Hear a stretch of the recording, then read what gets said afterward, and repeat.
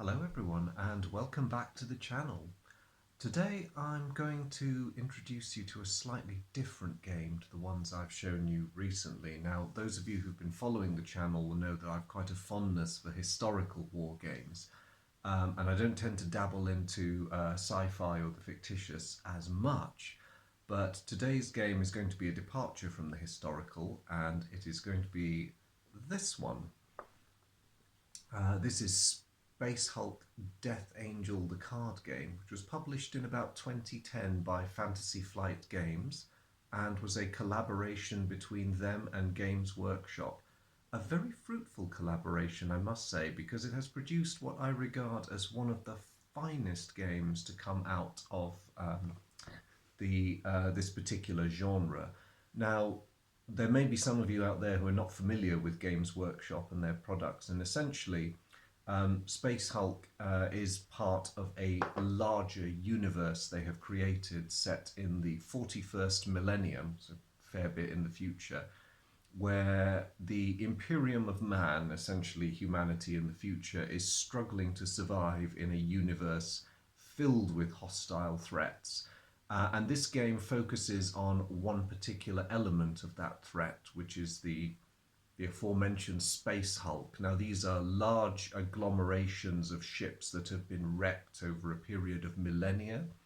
And when they come out of what's known as the warp, which is an alternate dimension that is used as an extremely hazardous way of getting around the galaxy, ships disappear in it all the time, so the backstory says.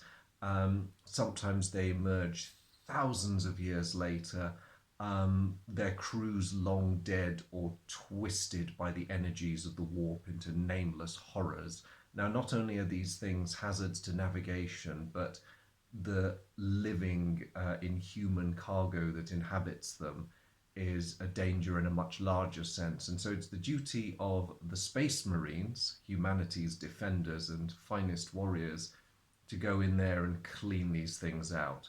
And in this game, you and your friends, you can have up to 5 players in this if necessary, are tasked with going in there with your squad of Space Marines to clear out the interior of the Space Hulk. Now, this is an extremely hazardous situation. There's only a few of you. You might be humanity's finest warriors, but these ancient hulks are absolutely packed with alien terrors, and they are hungry. They are very, very hungry. So what do you get? I mean, for one, there's the wonderful box art. I was always a fan of Games Workshop miniatures in my youth, and to see things like that, where you've got these Death Angels, Space Marines, tackling gene stealers who are this endless swarm of voracious aliens, and even their tyrannid overlords if you get the expansions to this game. It really takes me back, and of course, as you can see, this is a really compact box. You get a lot of game in a tiny package.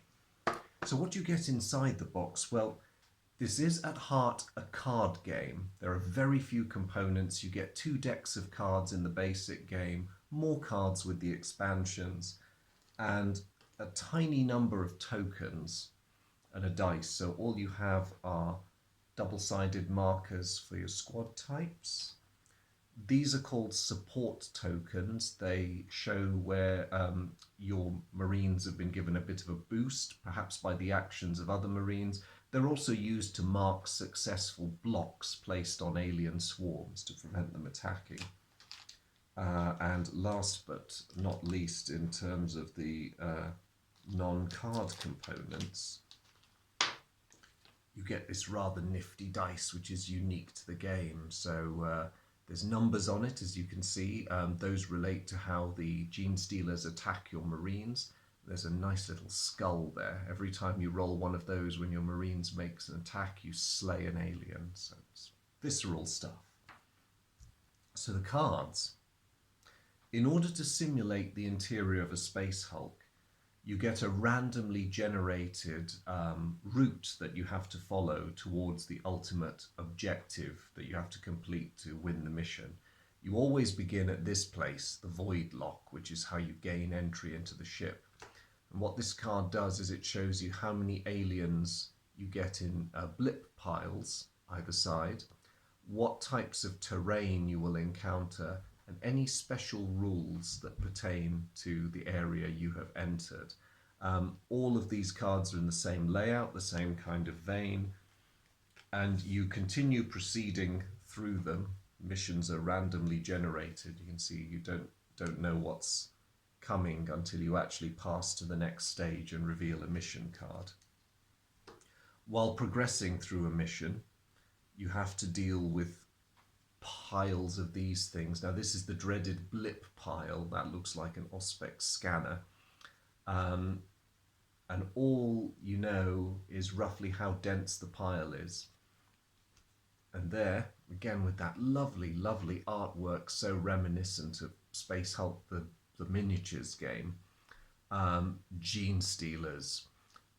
They only have that marking on their card, and that purely is to regulate their movement.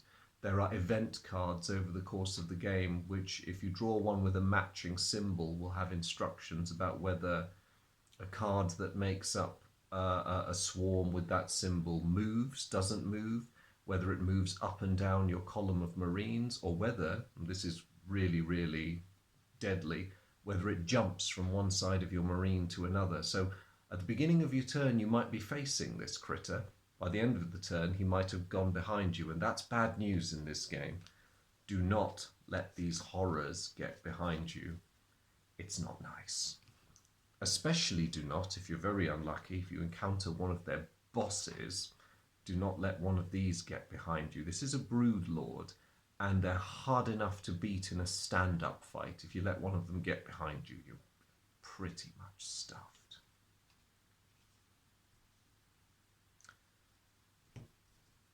These are the items of terrain that you'll navigate past. Now, each subsection of the Hulk contains a certain number of these, and some terrain you can interact with, like the control panel here allows you to either benefit yourself by teleporting out of a situation, or it might be controls to a tank full of toxic substances. You can unleash that on the Gene Stealers if there's any pursuing you. You can discover artifacts. Some are fairly bog standard. It's just a stretch of corridor. The most potent piece of terrain in this game, I find, is the good old-fashioned door. Because if you pause long enough from shooting or trying to stay alive in this game and activate that enough times, you can remove a certain number of Gene Stealers every time you progress to the next bit of the map. So literally slamming the doors in their faces and then progressing to the next bit. Because one thing you have to bear in mind in this game, as in this, true to the universe it's based on, you're never going to kill all the aliens. You kill as many as you can while achieving your objective. If you stick around trying to kill them all, it's a recipe for disaster, because they will never stop coming, and you only have a finite number of Marines. Remember that. Whoa, that was unexpected. Anyway, my grim, dark space scenery has just fallen away to reveal my wife's rather lovely collection of pots of various types. Anyway, that was a bit anticlimactic. So, ignoring the disappearance of the grim, dark universe, where was I? These are event cards. At the end of every turn, you draw one of these, and there is a random event which will either benefit your Marines or hinder them.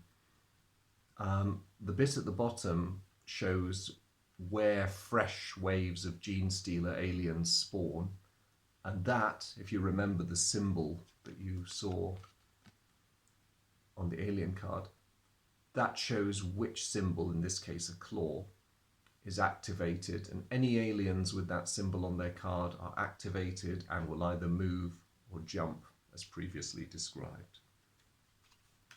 So we've seen everything in the game by way of components, except for one last thing. Where are the Marines? Okay. The Marines are here. And the entire squad is color coded, as you can see. What this does is it allows you to play with a number of players, and you divvy up the squad with each player controlling a pair. Now, I mentioned 5 as the ideal number to play. Anything more than that is pretty cumbersome in this game.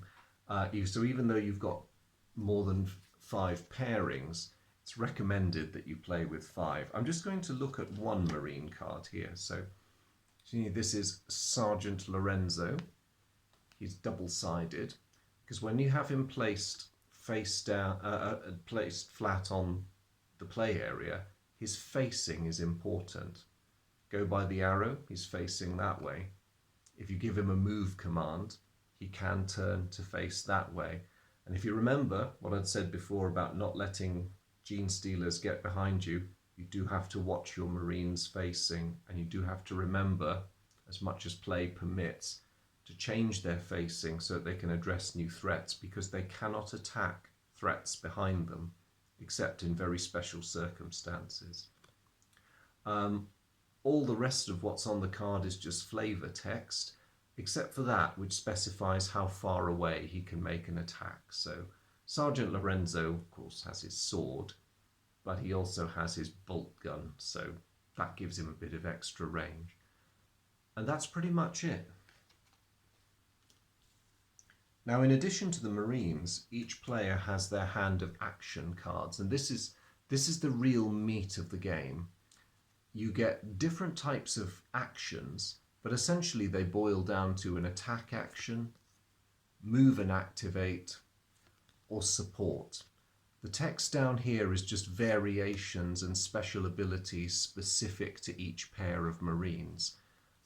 So working out what combinations of moves which benefit the entire squad, as well as keeping your Marines safe, is very, very important, because there are no second chances in this game. It is brutal. If you make a wrong decision and you don't get these out in the right order, you may end up getting in each other's way. Your fire or your actions may be ineffective. There's a lot of risk involved, and of course you have to think carefully about order and timing, because these numbers here, in ascending order, once each player has selected their action for the turn, the cards are all revealed, and the actions are conducted in order. So that's another thing to be borne in mind. In the base game, you can discuss your options with your teammates. If you want a harder challenge, try playing this with no discussion, except in the very broadest sense. It makes for some very tense moments and very tense decision making.